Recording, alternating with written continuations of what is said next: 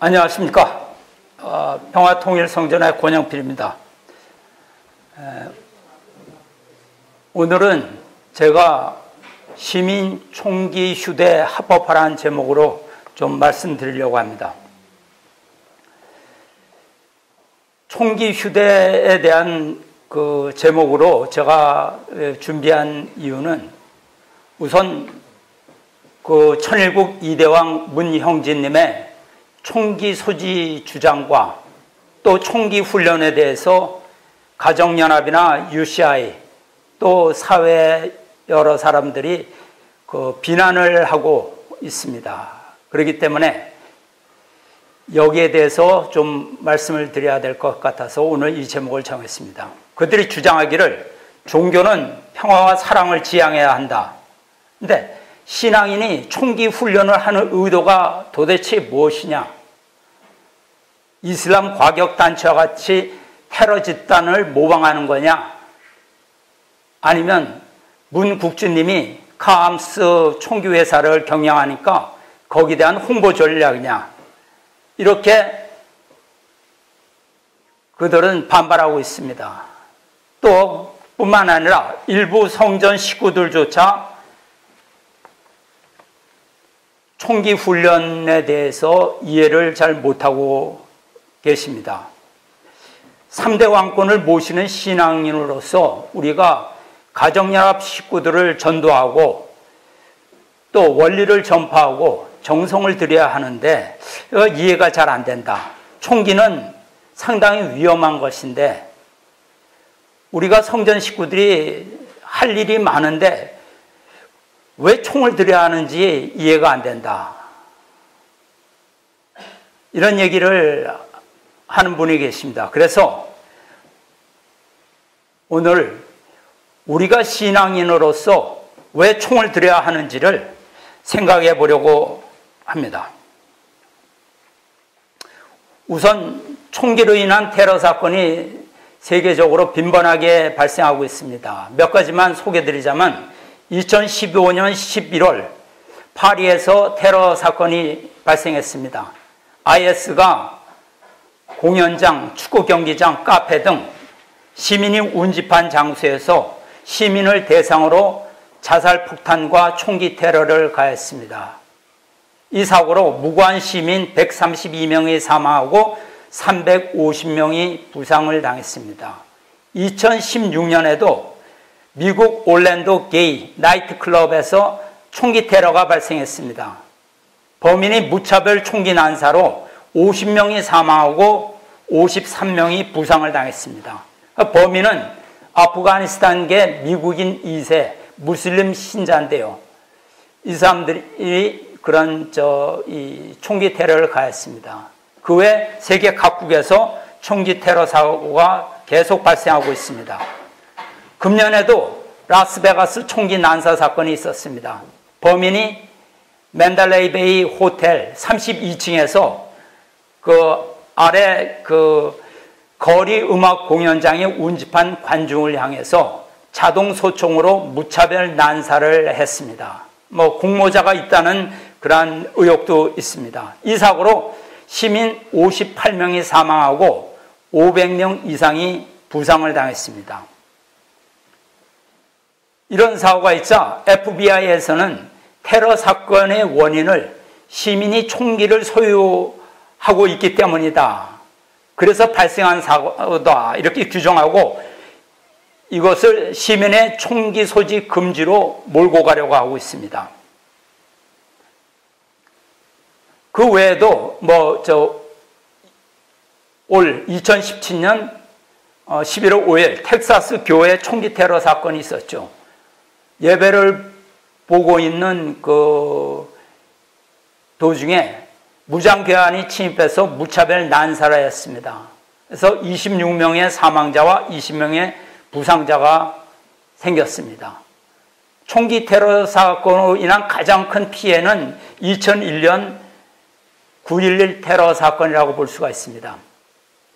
알카에다가 총기로 항공기를 4대를 납치해서 뉴욕 쌍둥이 빌딩 2개동을 충돌해갖고 붕괴를 시켰습니다. 이 사고로 민간인 2,996명이 사망하고 6,000명 이상 부상당하는 참사가 벌어졌습니다. 이렇게 세계 각국에서 총기에 의한 테러 사건이 속출하고 있습니다. 이로 인해서 이 총기 휴대가 과연 그 휴대를 금지해야 되느냐 말아야 되느냐 이런 논쟁이 세계적으로 가열되고 있습니다. 첫 번째로 총기 휴대를 금지해야 된다고 이렇게 주장하는 주로 정부와 중앙정부와 언론에서 이렇게 주장하고 있습니다. 그들은 빈번한 총기 테러 사건의 발생 방지를 위해서 시민의 총기 휴대를 금지해야 된다.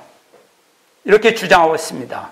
그렇게 되면 총기로 인한 사고가 없어질 것이라고 이렇게 얘기를 하고 있습니다. 반면에 총기 휴대를 허용해야 된다는 그러한 입장에서는 시민이 스스로 자기 방어권을 가져야 된다. 이것을 허용해야 된다. 총기 소지는 시민의 정당한 권리이므로 침해해서는 안 된다. 이렇게 주장하고 있습니다. 그런데 이 총기 휴대는 총기 사고를 일으키는 것이 아니라 총기 사고를 예방하는 효과가 있습니다. 즉 총기 휴대는 오히려 총기 사고를 감소시킨다는 그런 얘기입니다. 그건 뭐냐면 불법 무기 소지자들의 공격으로부터 시민이 자신의 생명과 이웃과 재산을 지킬 수가 있다. 이렇게 주장하고 있습니다. 그래서 세계적으로 총기 테러 사고가 빈번하게 발생하면서 시민의 총기 소유에 대한 문제가 사회적 중요 쟁점으로 부각되고 있습니다. 그런데 우리가 여기서 좀 알아야 될 것은 총기 소지와 범죄 간의 관계를 보게 되면 총기 소지를 하고 있다고 해서 범죄율이 높아지는 것은 절대 아니라는 사실입니다. 뭐냐면 범죄는 총기에 의해서 발생하는 것이 아닙니다. 정확하게 얘기하면 그건 뭐냐면 범죄는 인간의 공격성에서 발생하는 거죠. 범죄성에서 발생하는 거죠. 다만 총기는 뭐냐면 그 공격성을 나타내는 수단에 불과한 것이죠. 총기 범죄는 시민의 총기를 규제하는 주에서 빈번하게 대형적으로 발생합니다. 왜 그러냐 하면 사람이 여럿이 있는데 한 사람만이 총을 가지고 있으면 이 사람이 그 여러 사람을 마음대로 할 수 있습니다. 그래서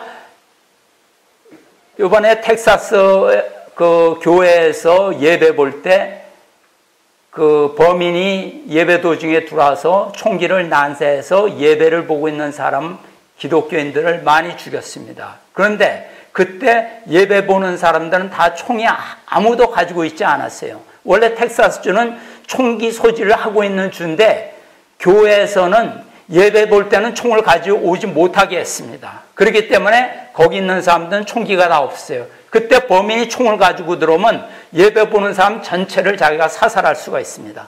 그렇지만 예배 보는 사람들이 총이 있다 그러면 범인은 그 총을 가지고 몇 발 쏘기도 전에 자기가 당할 수밖에 없어요.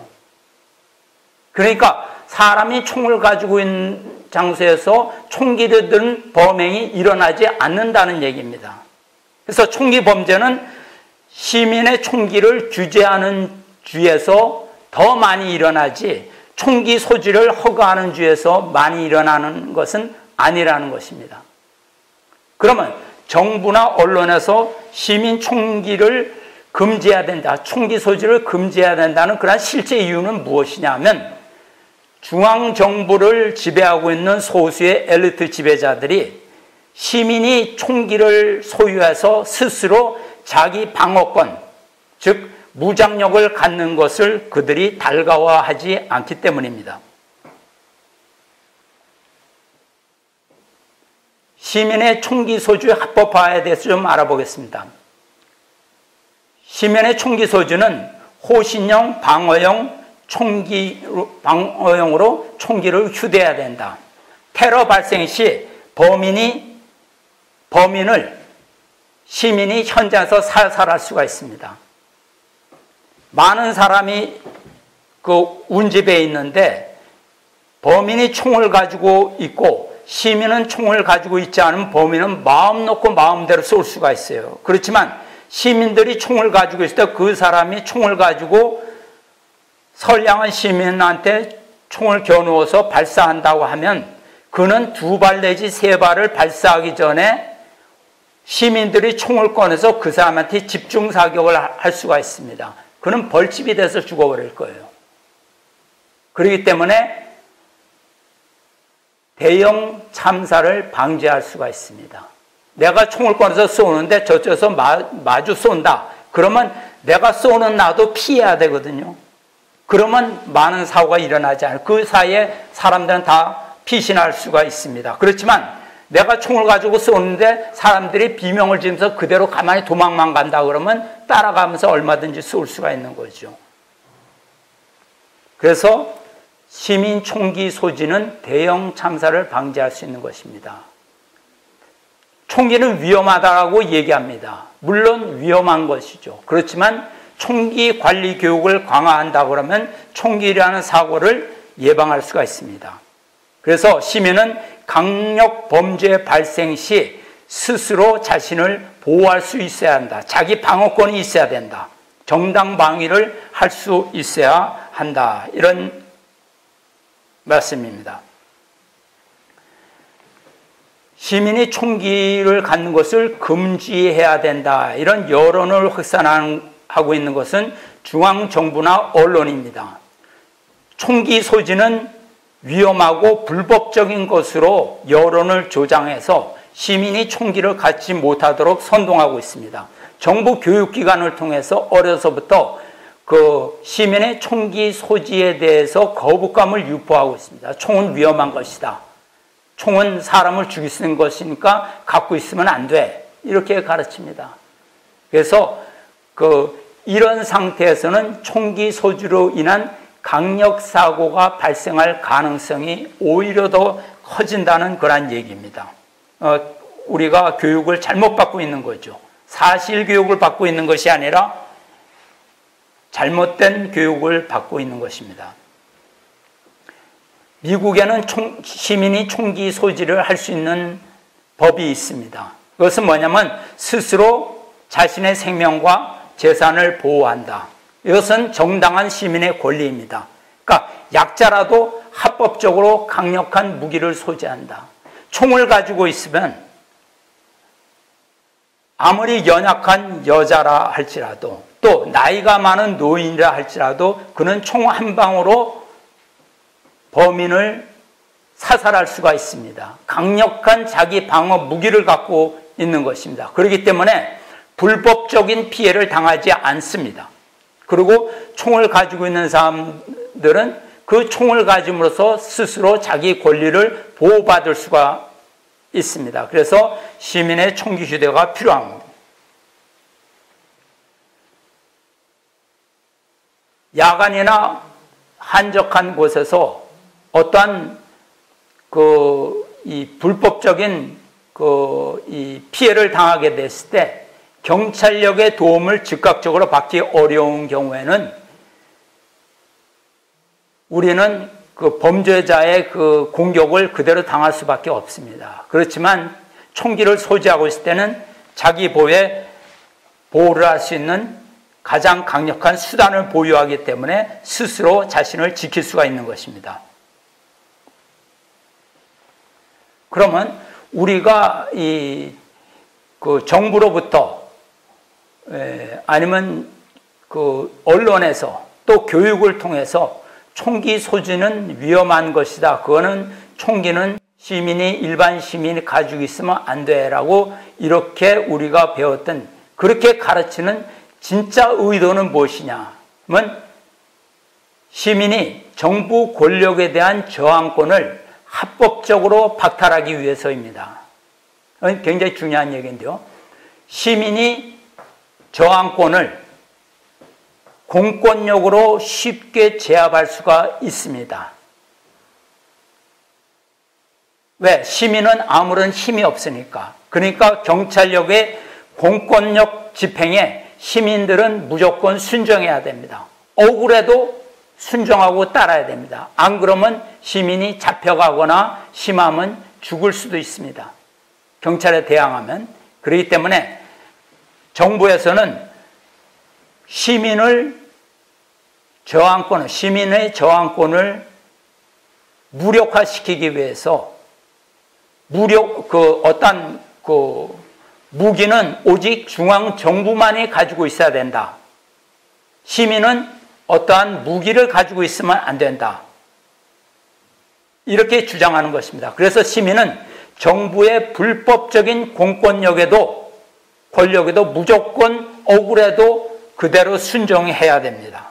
이것이 중앙정부에 의한 총기 소지 규제의 숨은 의도가 되겠습니다. 그러면 우리가 모든 권력을 경찰에게다 맡기고 우리를 보호해 주십시오 하는 것이 과연 안전한 것인가 이렇게 생각해 볼 수 있습니다. 한국은 과연 치안적으로 안전한 국가인가? 다른 말로 우리가 낸 세금이 우리를 보호하는 데 효율적으로 집행이 되고 있느냐? 우리의 경찰은 과연 시민의 보호와 권익을 위해서 일하는 것을 본분으로 아느냐? 아니면 경찰은 정부 권력의 시녀로서 일을 하느냐? 생각해 봐야 될 문제입니다. 시민이 총기를 소지하면 안 된다는 그런 총기 규제의 실제 이유는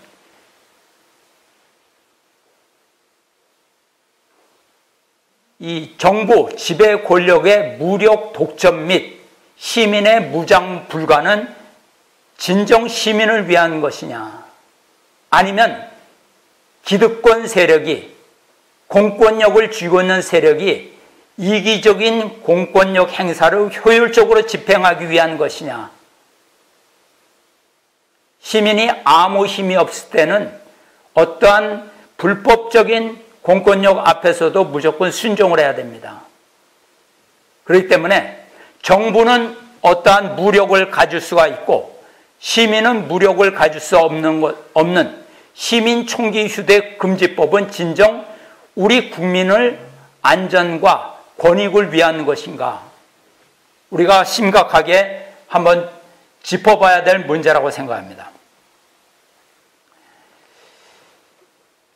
총기 소지 허가가 있는 미국의 총기 이용 범죄의 통계를 보면 미국에서 일어난 총기 사고는 총기 소지를 금지하고 있는 주에서, 미국은 주마다 총기 소지를 허가하는 주와 금지하는 주가 각기 있습니다.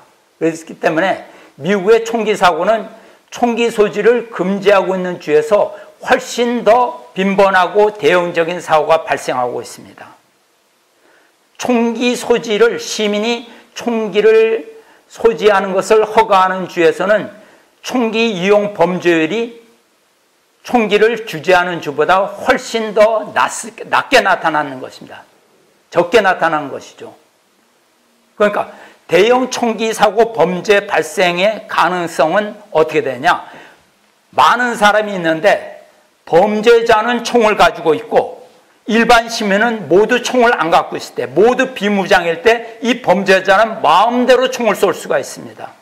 그렇지만 시민도 총을 가지고 있고 범죄도 총을 가지고 있으면 범죄자는 자기 목숨을 내놓지 않는 한 총을 꺼낼 수가 없어요. 이것을 우리가 알아야 되겠습니다. 즉, 총기 소지가 총기 사고를 예방할 수 있다.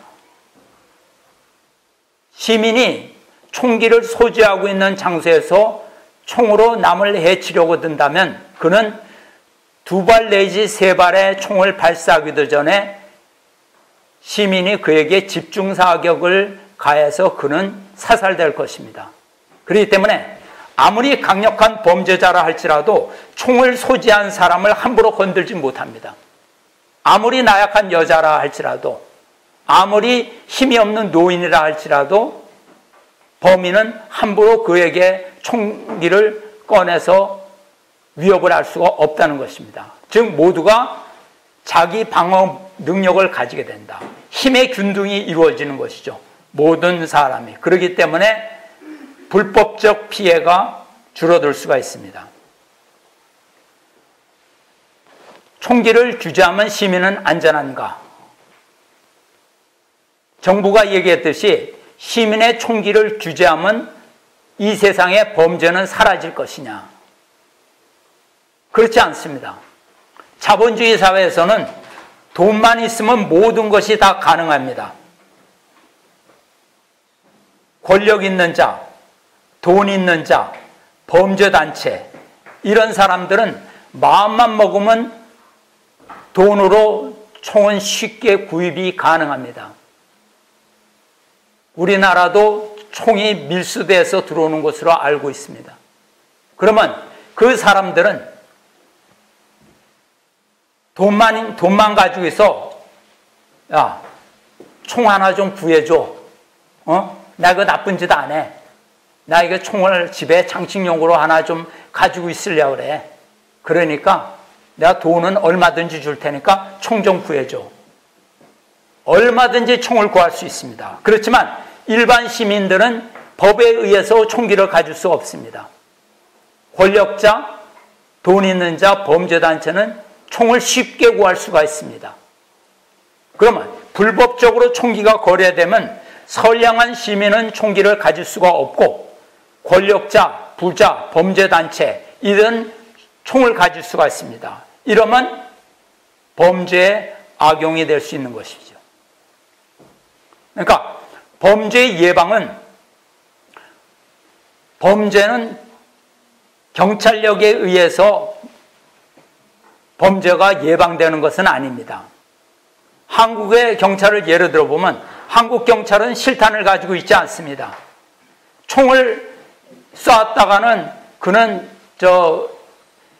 그래서 사람이 도둑놈이나 강도에게 경찰이 총을 쏴가지고 그가 부상을 입거나 죽었다 그러면 그는 경찰복을 벗어야 돼요. 재판을 받고 감옥소에 들어가야 됩니다. 총만 가지고 있지 그 안에 실탄이 없습니다. 공포탄이죠. 그렇기 때문에 범죄자는 경찰을 우습게 알고 있습니다.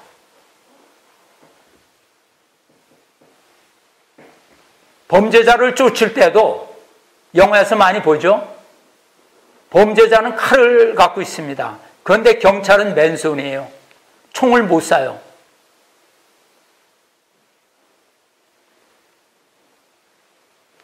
영화에서는 주인공이 그래도 칼을 든 범죄자를 제압해가지고 체포를 하지만 그게 실제 그렇게 했습니까? 도망가야죠. 맨손으로 칼을 든 범죄자를 잡습니까? 그거 잡으라 그런 게 그게 코미디죠. 또 시골이나 외딴 지역은 경찰 출동 시간이 상당히 지체되어 있습니다.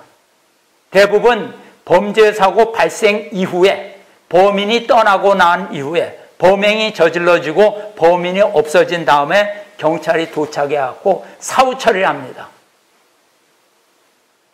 범죄자에 당한 것만 해도 억울한데 경찰에서 조서를 꾸며야 되니까 이리 와라 저리 가라 얹어 와라 잡아가지고 도둑놈만 안 잡아주고 못 살게만 합니다. 이중 피해를 당하는 거죠.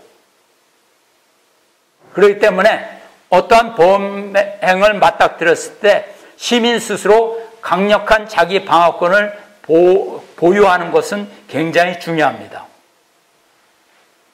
그래서 총기 휴대의 관점에서 시민 총기 소지 허용에 대한 효과, 시민이 총기 소지를 허용하면 합법화가 되면 어떠한 효과가 있겠는가? 우선 첫 번째로 강력범죄가 감소됩니다. 총기는 위험한 살상용 공격용 무기이다. 분명히 그렇죠. 총으로 사람 죽일 수 있죠. 그렇지만 전 시민이 소유하게 될 때는 총은 범죄용 무기가 아닙니다. 방어용, 호신용 무기입니다. 범행은 꼭 총으로만 이루어지는 게 아니죠. 칼도 사용할 수 있고 도끼도 사용할 수 있고 낫으로도 살인이 일어날 수 있고 망치 야구 방망이로도 살인 사건이 일어났죠. 골프 쳐가지고도 사람을 죽일 수 있습니다. 그것이 어떤 것이든 그것이 범죄에 사용될 수가 있는 것입니다. 칼도 도끼도 낫도 망치도 야구 방망이 골프 채 모두 다 살상용 무기가 될 수 있습니다. 그렇지만 사람들은 그것을 무기라고 생각하지 않아요. 왜? 누구나 다 소유할 수 있으니까. 누구나 다. 미국에 보니까 부부 싸움을 하다가 부인이 하도 화가 나서 후라이팬으로 남편을 쳤는데 남편이 맞아 죽었어요. 그럼 후라이팬이 그게 살상용 무기입니까? 칼도 우리가 살상용 무기라고 생각하지 않아요. 분명히 사람을 죽일 수 있는 겁니다. 그렇지만 가정에 가면 보통 칼이 한 20자루는 있어요. 용도에 따라서 종류에 따라서 크기에 따라서 다 있습니다. 가정에. 연필 깎는 칼도 있고. 그걸 무기라고 생각하지 않습니다. 왜? 모든 사람이 가지고 있으니까 모든 사람이 사용하는 법을 알아요. 법에 따라서 사용을 해요. 사람한테 칼을 휘두르지 않아요. 필요할 때 음식은 만들 때 쓰고 과일을 깎을 때 쓰고 이렇게 하는 겁니다. 소유하고 있으면 관리할 줄도 알게 됩니다. 그래서 강력범죄는 인간의 공격성에서 나타나는 것이지 반드시 총이라고 해서 범죄가 나타나는 것이 아니다. 공격성을 표출하는 도구는 무엇이 되든 간에 그것이 사람을 살상을 할 수가 있습니다. 그렇기 때문에 많은 사람이 있는데 범죄자만 총을 소지하고 있다. 그러면 그것은 범죄용 공격용 무기가 되는 것입니다. 그러나 시민 전체가 총을 소지하고 있다. 그러면 그것은 방어용 생필품이 될 수 있는 것이죠. 그 다음에 두 번째로 폭력사고가 감소될 수 있습니다. 이것은 뭐냐면 총을 소지한 사람을 공격할 수가 없어요. 아무리 약한 사람이라도 UFC 세계 챔피언이라 할지라도 연약한 여인이 총을 가지고 있으면 방아쇠만 당기면 그를 죽여버릴 수가 있습니다. 그렇기 때문에 사람의 힘의 균형이 평등해져요. 그래서 폭력사고가 없어집니다. 미국에 보니까 할머니가 이렇게 돌아다니는데 총을 여기다 차고 다녀요. 그럼 총 뺄 필요도 없어요. 총을 차고 다니는 것 하나만으로도 모든 것이 해결됩니다. 네? 식당에서도 차고 있고 총을 가방 속에 넣지 않아요. 왜? 내가 총을 가지고 있다는 걸 보여주는 거예요. 갖고만 있어도 돼요. 그러면 그는 보호를 받을 수 있는 거예요. 누구도 노약자건 여인이건 함부로 공격을 할 수 없습니다. 왜? 강력한 자기 방어 능력을 보유하고 있기 때문에. 그 다음에 세 번째로 도덕성이 향상됩니다. 중앙정부에서는 얘기하기를 개인이 무기를 휴대하면 서로 경계하고 의심하고 사회적으로 단합이 안 되고 사회 분열이 발생하여 위험하다. 이렇게 얘기합니다. 이건 거짓말이에요. 왜냐하면 스위스를 예를 들어 한번 보면 스위스는 모든 시민이 총기를 소유한 그런 국가입니다. 그런데 우리들은 스위스를 뭐라 그러냐? 지상의 낙원이라고 얘기해요. 왜? 지상의 낙원이라는 것이 뭐예요? 범죄가 없고 인권이 존중되고 도덕적 사회이고 치안이 안정된 사회이고 풍요로운 사회. 이것이 지상 낙원 아닙니까?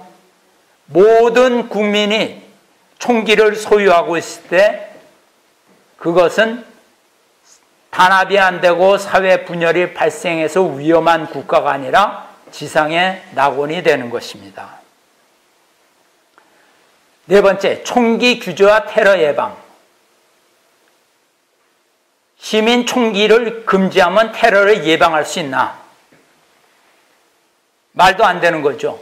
테러범이 총기를 금지한다고 해서 총을 안 갖고 다니고 맨손이나 돌로 테러 범행을 저지릅니까?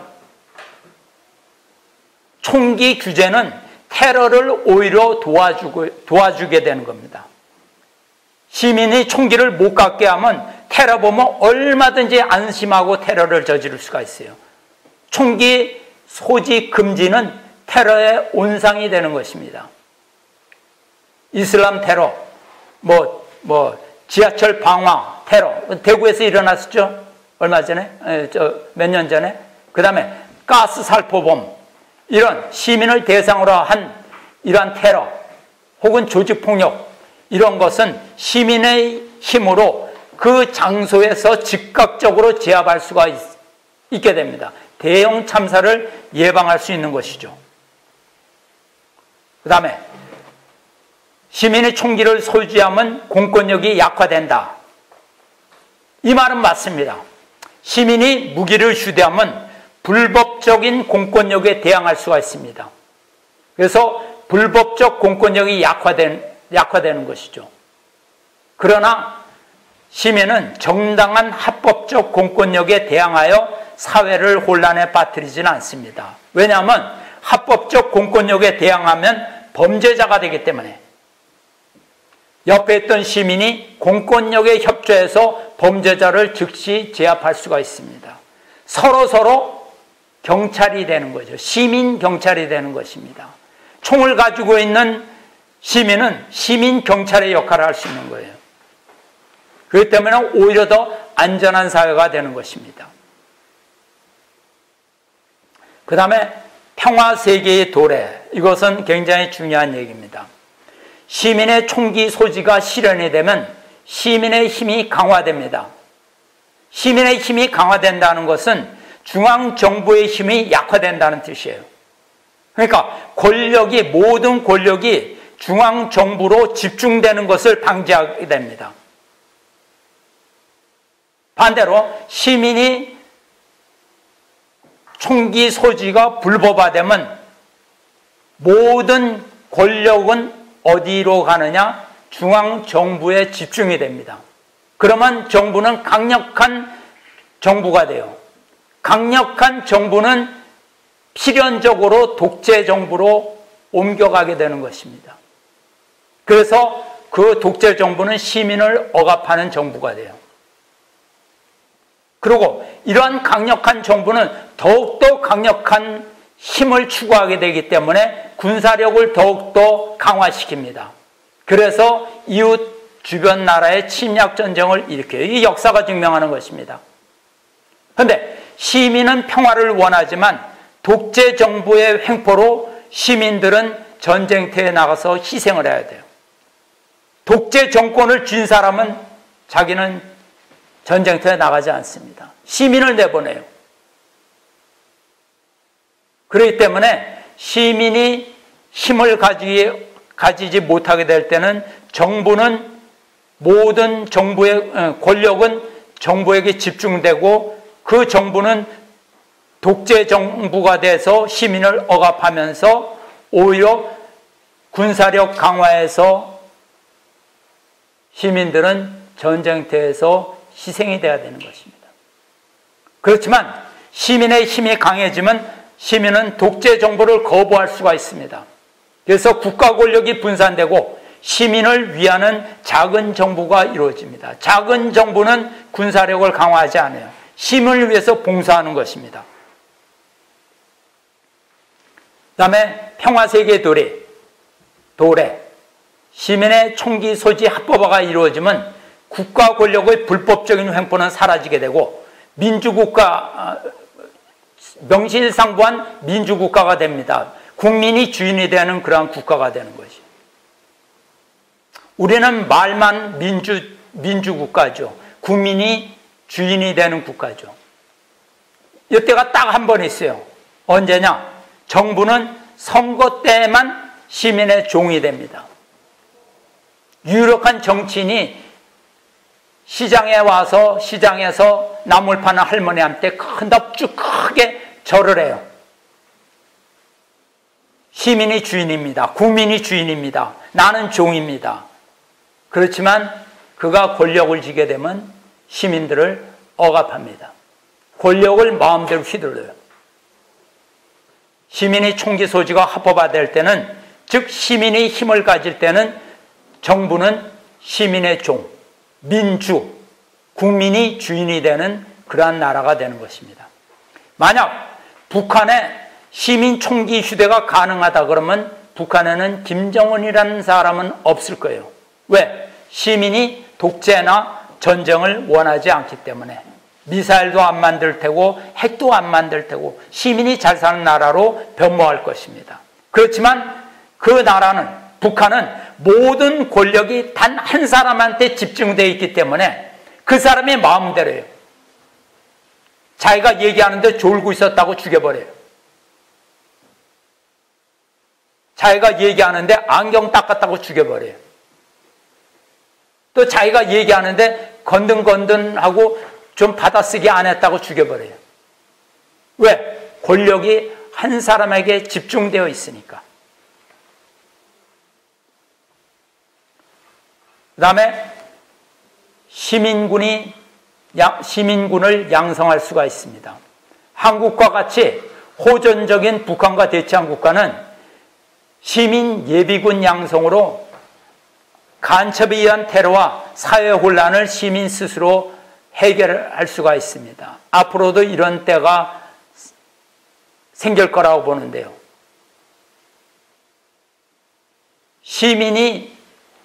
시민군과 시민경찰이 되어야 됩니다. 우리나라도 예비군이 있죠. 그렇지만 그 예비군은 이름만 예비군이지 그 예비군이 뭘 합니까? 예비군 훈련 가면 뭘 합니까? 총을 쏩니까? 아니면 군사 작전을 합니까? 그냥 구청에 가서 어떤 강의 들 때 한참 졸고 앉았다가 그냥 출석만 하고 그냥 오는 거죠. 사실은 그렇잖아요. 한국은 경찰 공무원 숫자는 많지만 법의 제한으로 술 취한 사람도 제대로 관리를 못합니다. 술 취한 취객이 팥주스에 와서 난동을 부리면 경찰이 도망가는 그 영상을 우리가 TV에서 많이 봐요. 그런 경찰입니다. 그렇지만 시민이 총을 소유하면 경찰력도 함께 강화가 됩니다. 즉 뭐냐? 합법적 범죄 예방 능력이 강화됩니다. 시민이 경찰에 협조를 해야 돼요. 협조를 할 수가 있어요. 어떤 범행이 저질러야 될 때 시민이 협조를 합니다. 즉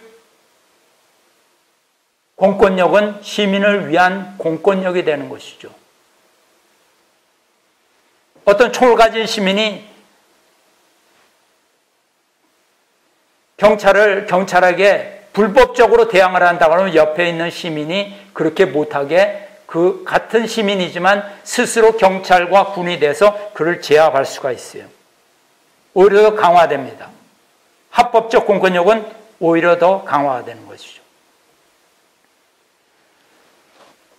스위스의 예를 들어보겠습니다. 스위스는 무장 중립국이에요. 모든 국민이 총기를 소유할 수가 있어요. 소유하고 있습니다. 스위스는 19세기 이후 외세의 침략을 받지 않았습니다. 1차, 2차 세계대전이 유럽 전역을 휩쓸 때에도 히틀러의 군대도 어느 나라도 스위스를 침략하지 못했습니다. 왜냐? 스위스는 전 국민이 민병대입니다. 시민군이에요. 그래서 국민 2명당 1명이 총기를 소유하고 있어요. 즉 어린애와 아주 나이 많은 노인을 빼놓고는 다 총을 가지고 있다. 남자고 여자고. 그러니까 그들은 유사시 시민이 전투 군인으로 국방에 동원이 됩니다. 스위스는 국민들이 전투 훈련을 받아요. 시민이 탱크도 운전하고 시민이 비행기도 움직입니다. 대포도 가지고 있고 시민군이에요. 그러니까 그 나라를 누구도 침략을 못해요. 왜? 침략이라는 것은 그 나라를 빼앗는 것을 얘기하는데 모든 사람이 총을 가지고 있기 때문에 그 나라에 대해서 대포는 쏠 수 있어도 그 나라에 들어가질 못해요. 들어가면 죽으니까. 모두 다 총을 가지고 있으니까. 그러니까 그 나라는 공격을 할 수 있어도 정복은 못하는 나라예요. 그러니까 아예 침략을 안 한다는 거죠. 월남전을 한번 보겠습니다. 월남전이 발발했을 때 미군은 남부 월남을 도와줬어요. 월등한 남부 월남은 이 북부 월맹에 비해서 월등한 군사력을 보유하고 있었습니다. 10년이 넘는 그러한 전쟁에서 결국 미국이 패전하고 미국은 철수하게 됩니다. 미국이 10년간 매년 500억 달러, 미군 53만 명을 파병을 했어요. 엄청나게 많은 사람이 죽었죠. 그런데 북부 월맹은 베트공이라고 그러죠. 월맹이 게릴라 부대인데 이들은 시민군입니다. 보통 때는 농부예요. 그런데 갑자기 어느 순간에 총을 들고 군인으로 변합니다. 그러니까 미군들이 그 나라 국민들을 다 죽이기 전에는 그들은 섬멸이 안 돼요. 그들은 재래식 소총을 가지고 있고 미군은 미사일을 가지고 있지만 현대화된 미군의 무력도 그들이 총이 격퇴했어요. 우리가 생각할 때는 총이 총 하나 재래식 총이 무슨 힘이 있겠느냐 하지만 실제로 그 총을 가지고 있는 것은 엄청난 효과가 있는 것입니다. 결국 가서 미국이 패퇴하고 철수하게 됩니다. 월맹군은 무기도 없고 맨발에 그 철모도 없고 그렇게 있었지만 이기질 못해요. 핵폭탄도 살상무기지만 권총도 살상무기입니다. 그러니까 그래서 이러한 총기 소유는 이러한 의미가 있는 것입니다. 그렇지만 총기 소유자에 대한 안전교육은 필요하겠죠. 뭐 미성년자라든가 정신질환자, 범죄자 이런 사람에서는 총기 규제를 해야 되고 또 총기 소유자에 대한 안전교육, 뭐 총기 사용 및 보관교육 이런 것은 필요하다고 보겠습니다.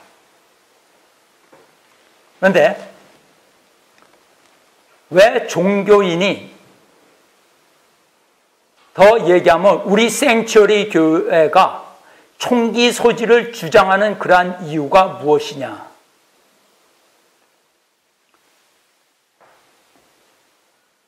왜 종교인이 사랑과 평화를 내세우는 종교인이 총기 소지를 주장하고 총기 훈련을 하는 이유가 무엇이냐? 성경 말씀으로 본 총기 소지를 한번 생각해 보도록 하겠습니다. 그것은 시민이 왜 총기를 가져야 되느냐? 그것은 하나님이 주신 3대 축복의 말씀을 실현하기 위해서입니다. 즉 인간의 만물 주관성을 확보하기 위해서죠.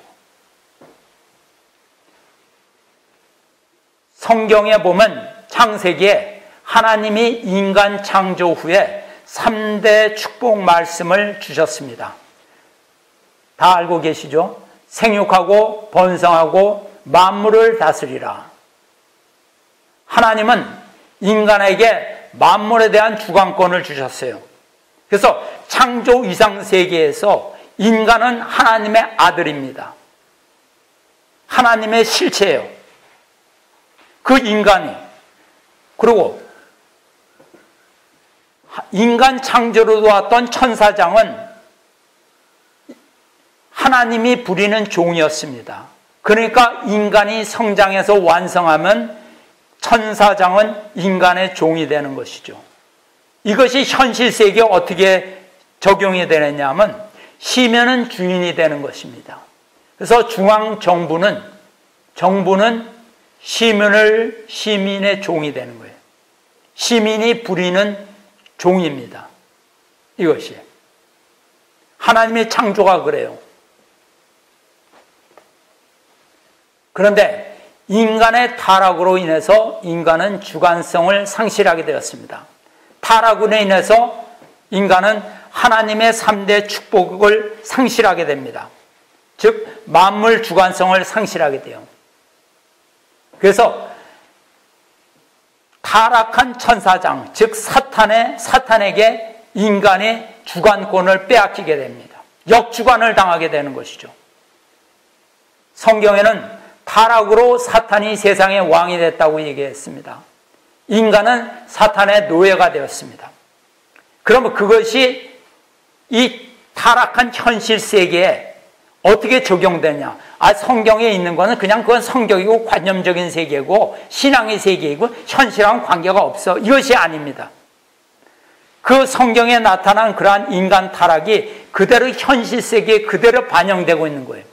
타락한 현실 세계는 인간의 종이 되어야 될 정부가 중앙 독재 정부가 돼서 모든 권력을 독점하고 시민을 노예화하였습니다. 노예화했습니다. 이것이 우리 인류 역사입니다. 우리가 지금 살 때 우리는 민주주의 세계에서 살았어요. 그렇기 때문에 완전한 민주주의는 아니지만 우리는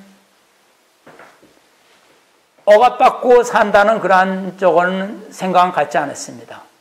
그렇지만 38선 너머, 휴전선 너머로 북한을 보게 되면 강력한 중앙 독재 정부가 시민을 노예화하고 있는 거죠. 인류 역사도 그랬죠. 대부분의 역사가, 근대 오기 전에 대부분의 역사는 힘 있는 자가 힘 없는 자를 억압하고 유린하고 노예화시켰죠. 그것이 그대로 인간의 타락으로 현실 세계에 그대로 나타나는 것입니다. 천부 인권설, 즉 하늘이 인간에게 권리를 부여하셨다. 인간은 태어나면서 양도하거나 빼앗길 수 없는 고유의 권리를 갖고 있는, 그것을 인권이라고 하는 거죠. 인권. 자연권이라는 것은 인간의 자유와 권리는 국가 성립 이전에 이미 존재하는 것이다. 국가보다 더 위다. 인간의 인권이, 인간의 자유와 권리는 국가에 종속되는 것이 아니다. 국가는 뭐냐? 하늘이 부여한 인권을 보장하기 위해서 헌법을 만들고 기본적 인간의 인권의 보장에 관한 규정을 두고, 정부는 인권을 위해서 정부는 일을 해야죠.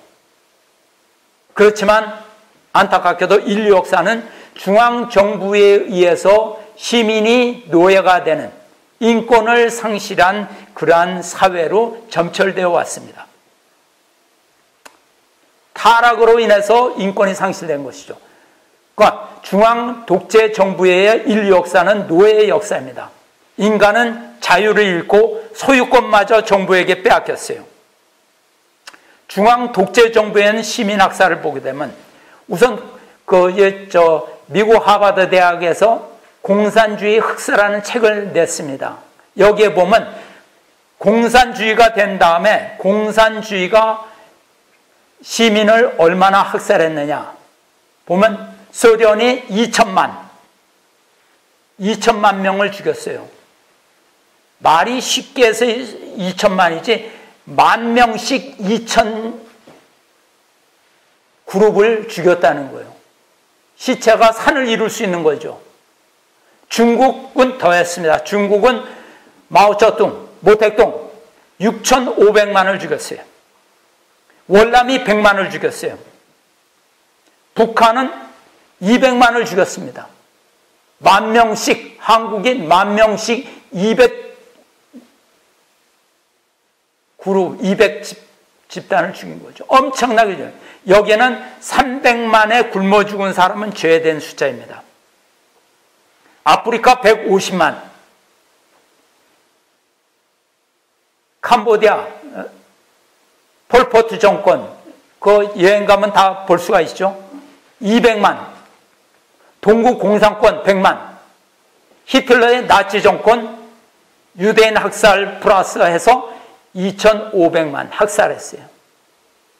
이것이 뭐냐? 중앙정부가 자기 백성을 죽인 숫자입니다. 남의 나라 사람 죽인 게 아니에요. 정부가 그 나라 백성을 죽인 숫자예요. 이것은 중앙 독재 정부에서 시민 학살된 시민의 숫자는 전쟁으로 인한 1차 대전, 2차 대전 전쟁으로 인한 군인과 민간인 희생자보다 훨씬 더 많습니다. 그리고 질병으로 죽은 인류보다 훨씬 더 많아요. 중앙정부가 그 나라 백성을 죽인 그 숫자가 자연재해로 인해 죽은 사람보다 훨씬 더 많습니다. 2차 대전의 희생자는 군 민간인 합쳐서 5천만에서 7천만이라고 합니다. 그렇지만 중앙 독재 정부에서 이렇게 엄청난 시민이 사륙을 당했습니다. 중앙 독재 정부에 의한 인권 말살, 중앙 독재 정권에 내재하고 있는 엄청난 이 폭력성을 우리는 바로 알아야 됩니다. 대량 학살의 범죄는 이념적 정치적으로 정당화됐습니다. 공산주의 사회를 이룬다는 그걸 가지고 시민의 사륙을 마음대로 저질렀어요. 심지어는 공산당원과 좌익분자들마저도 그들의 권력 유지에 방해가 된다면 다 죽여버렸어요. 정당한 절차 없이, 재판 없이 그냥 죽여버려도 돼요. 왜? 이념적 정치적으로 정당하다 이렇게 하니까. 시민을 계급으로 나누니까 필요한 계급과 필요치 않은 계급으로 나누고, 필요치 않은 계급은 그냥 죽여도 된다 이렇게. 그러니까 2천만, 6,500만, 뭐 몇백만, 눈 깜짝하지 않고 다 죽여버릴 수 있는 거죠. 왜? 천부 인권, 하나님이 주신 인권을 인정하지 않으니까. 인간은 인권과 자유, 소유권을 완전히 중앙 독재 정부에 의해서 상실되었습니다. 인간이 생명을 유지하기 위해서는 오직 중앙 정부의 명령에 따라 움직일 때만, 그들의 노예 생활을 감당할 때만 겨우 생존을 허용받는 비참한 시민이 되는 거죠. 그것은 뭐냐면 사탄, 즉 독재 정권, 이것이 세상의 신이 됩니다. 독재 정권의 지배자는 살아있는 신입니다. 시민은 노예가 돼요. 소련의 스탈린, 중국의 마오쩌둥, 북한의 김일성, 지금 김정은, 살아있는 신입니다. 그들은 시민을 자기네들의 시스템 안에서 시민을 사육하고 있어요. 사람이 닭을 사육하듯이 필요에 따라서 잡아먹고, 뭐 좀 병든다 그러면 다 사육 처분해갖고 없애듯이 사육하고 있는 것입니다. 필요에 따라서. 그래서 중앙 독재 정부가 스스로 하나님의 위치에 서게 됩니다. 그들은 얘기해요. 우리가 허락하지 않았는데 어떻게 사람이 인권을 가질 수가 있느냐. 인권은 내가 허락해야 된다. 자기가 신이니까. 그들 밑에 있는 중앙 독재 정부의 밑에 있는 시민들은 힘도 권력도 돈도 아무것도 없습니다. 가진 것 아무것도 없어요. 무조건 순종만이 그들에게 있습니다. 중앙 독재 정부 아래 시민은 노예가 될 수밖에 없는 것입니다. 인권, 자유와 소유권. 하나님은 인간에게 인권을 주셨어요. 자유와 소유권을 주셨어요. 그렇기 때문에 인간의 인권은 중앙정부로부터 허락받는 것이 아니라 우리는 하나님으로부터 인권을 받은 것입니다. 만약 인권이 중앙정부로부터 받는 것이라면 중앙정부는 인권을 자기 마음대로 필요에 따라 수정할 수가 있어요. 바꿀 수가 있어요. 그것이 지금 그 독재 정권 밑에 있는 그러한 그 시민입니다. 그렇기 때문에 인간은 이 인권이 어디서 오는가를 확실히 알아야 돼요. 인간이 자유와 소유권, 인권이 어디서부터 오는지를 모르면 인간은 그 인권을 지킬 수가 없습니다. 인권은 정부가 준 것이 아니라 하나님으로부터 받은 것이라는 것을 확실히 알아야 합니다. 그렇기 때문에 중앙정부는 시민이 힘을 갖는 것을 두려워하는 것입니다. 시민의 총기 소유권을 빼앗아라. 중앙정부는 시민에게 사회 안전을 위해서 시민이 총기를 갖는 것은 위험해. 그러니까 너희는 총기를 가지면 안 돼. 내가 너희를 보호해 줄게. 총기는 다 갖고 와. 총기는 가지면 안 돼. 이 소유권을 빼앗는 것입니다. 만약 시민이 스스로 자기 자신을 지킬 수 있는 권리가 없다면 시민들에게 가장 위험한 존재는 누구냐? 아까 보셨죠? 그것은 범죄자도 아니고 테러범도 아니고 조직폭력배도 아니고 그것은 중앙 독재 정부 조직입니다. 그들은 마음대로 할 수 있는 거예요. 중앙정부는 시민의 재산과 생명을 합법적으로 빼앗아갈 수 있는 조직이에요. 다만 우리는 어떻게 하냐? 중앙정부가 양심적이고 정의로운 조직이라고 믿고 따르고 있을 뿐입니다.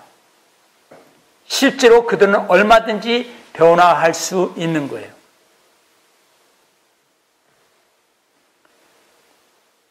정부가 하면 합법이고 시민이 하면 불법이 됩니다. 중앙정부가 공권력을 행사해서 시민을 억압해도 그것은 질서를 위한 것이다. 이렇게 해서 합법이 됩니다. 그렇지만 시민이 하면 질서를 어지럽힘으로 불법이 되는 것이죠. 정부 조직을 통해서 세금을 원천 징수하면 합법이에요. 저는 공무원이었는데 제가 월급을 받기 전에 세금부터 띄고선 받아요. 중앙정부가 그렇게 하면 합법이고 내가 거기에 저항하면 불법이에요. 내 돈을 내가 지키겠다면 그건 불법이에요. 개인이 국가의 돈을 가져가면 불법이에요. 내가 일을 해서 돈을 벌었는데 내가 내 손으로 들어오기 전에 먼저 뛰어가요. 그건 합법이에요. 그런데 내가 내 거니까 나는 못 주겠다면 그건 불법입니다. 거짓된 중앙정부는 조직을 통해서 엄청난 수익을 얻고 있습니다. 합법을 가장해서 최소의 노력으로 시민의 재산을 합법적으로 최대로 많이 갈취해 갈 수 있는 조직. 내가 세금을 10% 매기면 10%를 가져갈 수 있고 20%를 매기면 20%를 가져갈 수 있고 50%, 70% 매기면 70%를 가져갈 수 있는 조직이 바로 중앙독재정부입니다. 중앙정부 조직이. 이런 조직은 마피아가 범죄단체가 정말로 꿈꾸는 그러한 조직이죠. 합법적으로 저항할 수 없고 내가 가져가고 싶은 만큼 마음껏 가져갈 수 있다. 얼마나 좋아요. 중앙정부에 의한 계획적 사기. 대표적인 것 하나 되면 엘 고어는 클린턴 정부의 부통령이었습니다. 이 사람은 책과 영화를 만들었어요. 그 제목이 불편한 진실입니다. 지구 온난화에 대한 그러한 그 내용을 가지고 이 사람은 만들었어요. 그래서 이 사람은 앞으로 지구가 이 환경 위기가 닥칠 것이다. 2012년 되면 이 남극의 이 얼음이 모두 다 녹아내려서 이 해수면이 6m 이상 상승될 것이다. 그래서 지구가 3분의 1 이상이 바다에 잠길 것이다. 미국의 맨하탄도 물에 잠길 것이다. 이렇게 거짓말을 했어요. 그래갖고 컨설팅 회사를 세워가지고 그는 수백조의 수익을 올렸습니다. 그런데 지금 2017년인데 남극이 다 녹아내렸습니까? 북극의 백곰들이 다 없어졌어요? 다 죽었어요? 그렇게 거짓말을 했어요. 거짓이 밝혀졌음에도 불구하고 그는 2007년에 노벨 평화상을 수상했습니다. 정부 권력을 통해서 언론, 학계와 협조해서 그는 사기를 쳤어요. 그러고서도 지금 건재해요. 아직도 지구 온난화를 믿는 바보들이 우리 주변에 많이 있습니다. 그게 유효해요. 거짓임이 밝혀졌는데도. 중앙 독재 정부에 저항할 수 있는 파워는 어디서 오냐? 어떻게 하면 중앙 독재 정부가 바로 설 수 있도록 할 수 있느냐? 합리적으로? 선거로? 선거 때 잠깐 반짝하죠. 하는 척하죠. 법으로? 아니면 그들의 양심에 호소해서? 아니죠. 그렇게 될 수 없는 것이죠. 왜? 그들은 타락한 천사의 입장에 있는 조직이기 때문입니다. 인류 역사는 중앙정부의 독재에 의해서 인권이 유린된 역사가 온 인류 역사예요. 그렇지 않은 역사는 5%도 안 될 거예요. 자유민주주의가 실현된 그 시대는 인류 역사 수천 년, 성경 역사로 6,000년 동안에 그 이상이겠죠. 그럴 때 정말 인권이 제대로 선 기간은 극히 적었습니다. 그렇기 때문에 시민의 힘으로 중앙정부의 권력 집중을 분산시켜야 됩니다. 시민의 힘이 강해져가지고 중앙정부를 작은 정부로 만들어야 돼요. 그래서 인간의 생존과 생명과 자유와 소유권을 지킬 수 있는 권리는 시민으로부터 나와야 돼요. 시민이 힘을 가져야 됩니다. 그 힘은 시민의 총기 소유로부터 오는 것입니다. 합리적으로 오는 것이 아니에요. 선거로 오는 것이 아니고 양심으로 오는 것이 아니에요. 시민의 총기 소유가 합법화되면 폭군들은 시민을 두려워하게 됩니다. 그리고 시민을 위하는 정부로 바뀌게 되는 것이죠.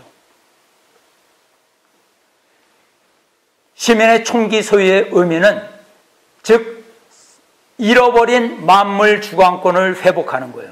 인간이 우주 만물의 주인이 되고 정부는 인간을 위한 정부로 하나님이 창조하신 자녀를 위하는 천사장으로 바로 서게 되는 것입니다. 중앙정부가 시민의 종으로 바로 서게 되는 것입니다. 그것은 시민의 총기 소유로부터 나타나는 것입니다. 요한계시록 12장 5절에 예언이 있습니다. 철장으로 만국을 다스릴 남자가 태어날 것이다. 철장, 성경에 나온 2000년 전 사도 요한이 밤모섬에서 환상으로 봤던 그 남자, 철장을 든 남자.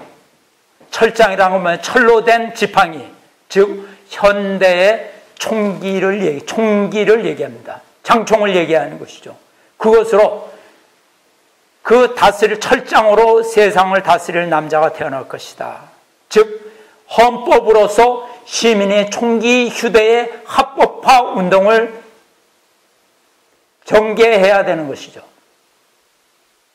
그래서 시민의 총기 소유는 인간의 주관성 회복을 의미하는 것이고 인간의 생명과 자유와 소유권을 스스로 지킨다는 그런 의미입니다.